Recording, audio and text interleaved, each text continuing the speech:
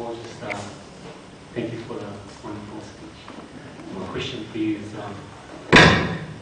what would you say are the main problems that are facing the youth in Samoa today?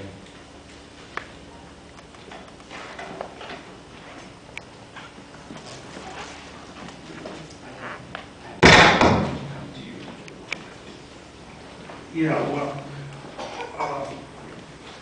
the main problems would be the same problems that youth all over the world are striking.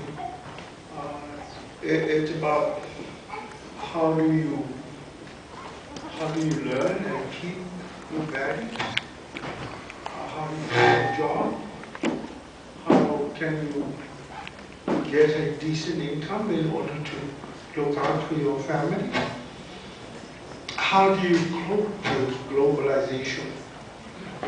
How do you cope, with some of the impacts of the world economy that, we have a very different scene. But in essence, what I'm saying is that the problems of youth here are no different from the problems of youth in Samoa. Would it be fair to say then that certain, I'm from New Zealand, I'm a Samoan born New Zealand born Samoan, and there are many programs out there for us, for Samoans in New Zealand. Would you see a benefit to having certain similar sort of programs for those youth in Samoa as well? A program? Social programs for youth in Samoa. Would you see a big benefit in that at all? A social program in New Zealand? In Samoa. In Samoa. Yes, well,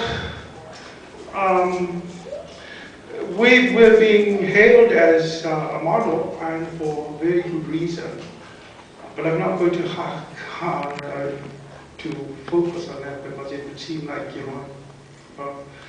either indulging in politics or that I'm showing off. But what happens in most of these places that move very fast, there are many benefits, very visible benefits. But there are also the downside in what happens. And some people lose their bearings.